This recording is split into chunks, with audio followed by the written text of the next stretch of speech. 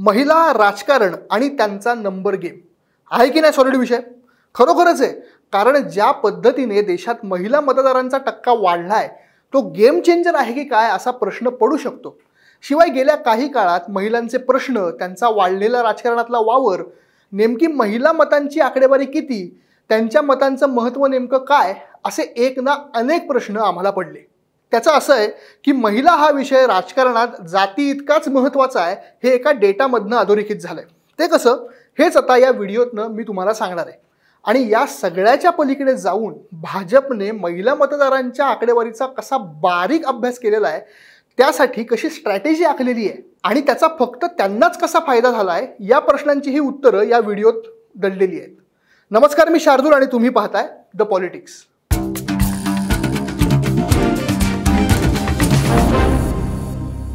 एकूण 15 लोकसभा निवडणुकींचा विचार केला तर पहिल्या आणि 15व्या निवडणुकीत जो गॅप आपल्याला पुरुष आणि महिला मतदारांमध्ये दिसतो तो आता अगदी नगण्य आहे.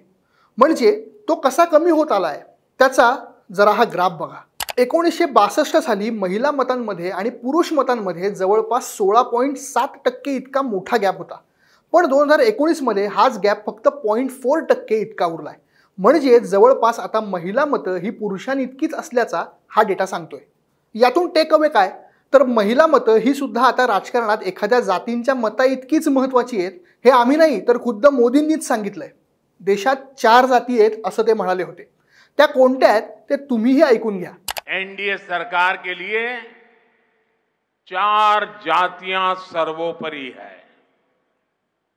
जब देश के गरीब, देश के युवा, देश के किसान और देश की महिलाओं का विकास होगा तभी देश का विकास होगा.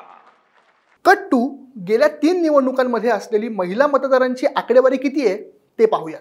महिला मतदारांची आकडेवारी बघाल तर असं लक्षात येतं की 2014 आणि 24च्या तुलनेत आता मतांचं लिंग गुणोत्तर हे जवळपास एकाच लेवलवर आलेलं आहे. तिथे आता 10 वर्षात हाच आकडा 948 इतका झालाय. आणि कदाचित पुढच्या 10 वर्षात महिला मतांची संख्या ही पुरुषांपेक्षाही जास्त झालेली असण्याची शक्यता जास्त आहे. एनिवे, यातून अधोरेखित काय होतंय तर महिला मतांची संख्या वाढली आहे. वाढलेल्या या संख्यांसोबत महिलांचा राजकारणातला सक्रिय सहभागही तितकाच लक्षणीय आहे. जिथे 1952 साली झालेल्या पहिल्या लोकसभा निवडणुकीत फक्त 22 महिला खासदार होत्या, तिथे 2019 साली झालेल्या लोकसभा निवडणुकीनंतर महिला खासदारांची संख्या ही आजपर्यंत सर्वाधिक म्हणजे 78 वर जाऊन पोहोचली.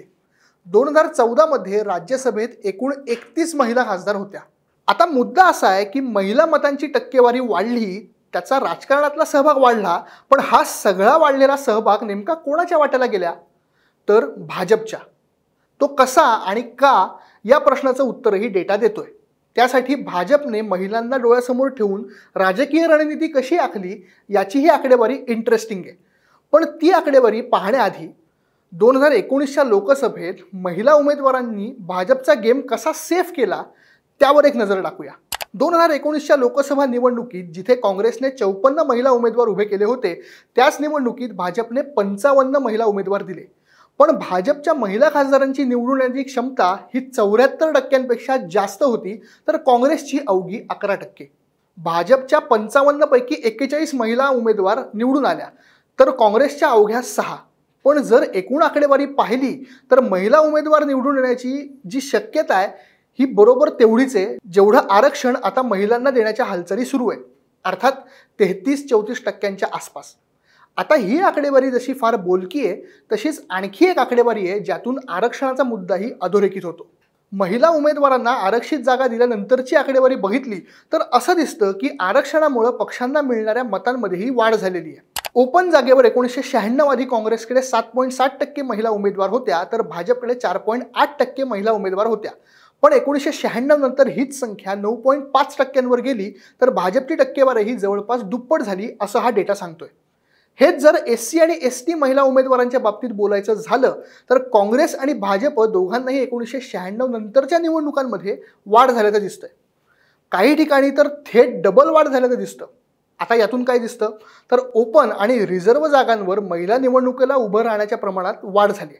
1996 नंतर काँग्रेसकडून सर्वाधिक उमेदवार उभे करण्यात आले. आता सध्याच्या राजकारणात महिलांचा से किती आहे, कसा आहे, त्यांना खरंच राजकारणात सक्रिय झाल्यानंतर डिसिजन मेकिंगची संधी मिळाली आहे का, महिला राजकारणात डॉमिनंट आहेत का, याची उत्तरं जरा गुंतागुंतीची आहेत. त्यामुळे या प्रश्नांना स्टेप बाय स्टेप सोडवण्याचा प्रयत्न करूया. देशात महिला मुख्यमंत्री किती? 16. आत्तापर्यंत महिलांना राष्ट्रपतीपद किती वेळा आहे? 2दा. महिला पंतप्रधान किती वेळा झाल्यात? 1दा. इंदिरा गांधी यांच्या रूपाने भारतात आत्तापर्यंत एकमेव महिला पंतप्रधान झालेल्या आहेत. त्याच्या आधीही कुणी नाही आणि त्यांच्या नंतरही अजून तरी दुसरी कुणीही महिला नाही जिचं नाव पंतप्रधान पदाच्या यादीत घेता येईल. आत्तापर्यंत झालेल्या निवडणुकांची एकूण आकडेवारी पाहिली तर महिलांना राजकारणात मिळालेली डिसिजन मेकिंगची संधी ही काही कौतुकास्पद नाहीये असं आपण म्हणू शकतो. पण वाढलेल्या याच मतांचा फायदा भाजपने आपल्या राजकीय रणनीतीतून कसा आखलाय हेही पाहणं तितकंच महत्त्वाचं ठरतं. म्हणजेच काय तर महिला राजकारणात तर सक्रिय झाल्या पण त्यांना स्वतःचा से कितपत आहे हे जरा शंकास्पदच आहे. शिवाय BBC मराठीने नोंदवलेल्या एका निरीक्षणात काही महिला नेत्यांनी दिलेल्या प्रतिक्रियाही फार बोलक्या आहेत. काँग्रेसच्या यशोमती ठाकूर यांनी BBCशी बोलताना असं म्हटलंय की 2009 ते 14 मी पहिल्यांदा आमदार झाले, पण या 5 वर्षात मला माझ्या जिल्ह्यात जिल्हा अध्यक्षांनी मला आमदार म्हणून कधी तितकंसं महत्त्व दिलं नाही.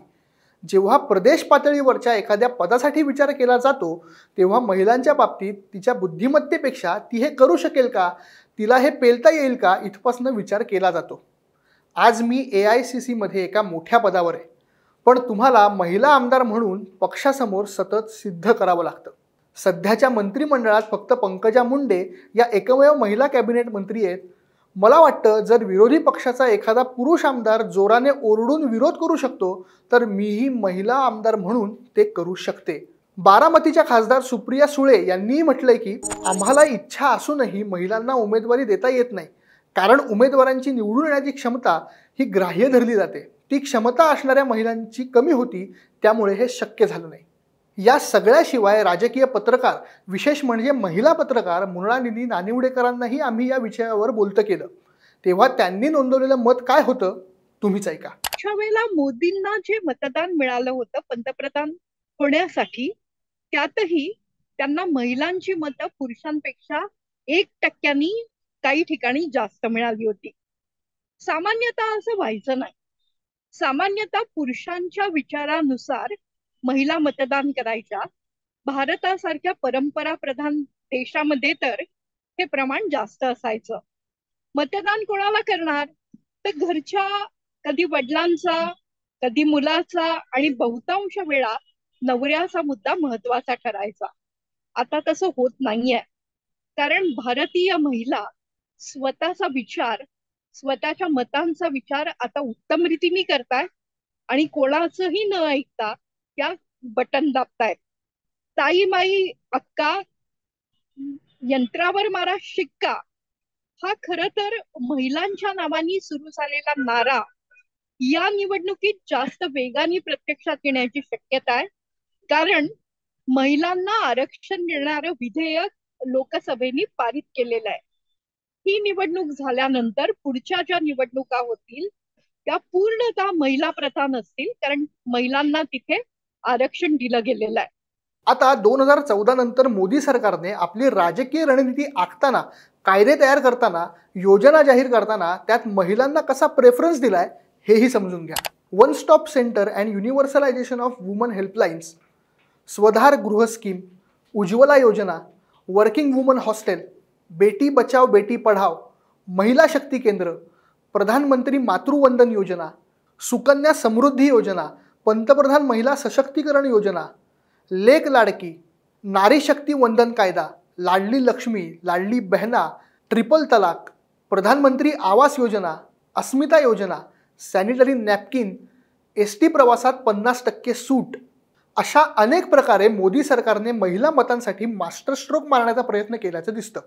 या योजना महिला मतांना टार्गेट करण्यासाठीच आहेत असं म्हटलं तर त्यात काहीही चूक ठरणार नाही. पण महिला मतं देताना नेमका काय विचार करतात? त्यांना खरंच राजकारणात काही इंटरेस्ट आहे का? महिलांच्या मतांमागचं लॉजिक नेमकं काय आहे याचाही एक सर्वे CSDSने केलाय. तब्बल 91% महिलांचा राजकारणात रस आहे असं CSDSचा डेटा सांगतोय. दक्षिणेसह पूर्व भारतात महिलांचा मतदानातला सहभाग हा उत्तर आणि पश्चिमेतील महिला मतदारांपेक्षा जास्त आहे। ही सगळी महिला मतांची राजकारणातला इंटरेस्ट दाखवणारी आकडेवारी समोर येत असतानाच सरकारने महिलांना राजकारणात 33% आरक्षण देण्याचं विधेयकही मंजूर करून घेतलंय। त्यामुळे लोकसभेत महिला आरक्षणाचा नंबर गेमही तितकाच महत्त्वाचा ठरणार आहे। या सगळ्यामुळे झालंय असं की जसं जसं महिलांचं मत वाढत गेलंय तसा तसा त्यांचा राजकारणातला वावरही वाढलाय आणि आता उमेदवारीसाठीही त्यांना जास्तीत जास्त संधी मिळण्याच्या शक्यताही वाढल्या। हा, पण हे असं सगळं झालं असलं तरी राजकारणात महिलांचा डॉमिनन्स पुरुषांइतका नाही। भारतातलं राजकारण अजूनही पुरुष प्रधानच दिसतंय। महिलांचा मतांचा टक्का आणि राजकारणातला वावर वाढायला इतकी वर्ष गेलीत। आता महिला राजकारणात पुरुषांइतक्याच डॉमिनंट व्हायला किती वर्ष जातील हे कमेंट करून नक्की सांगा आणि द पॉलिटिक्सला सबस्क्राईब करायला विसरू नका। धन्यवाद।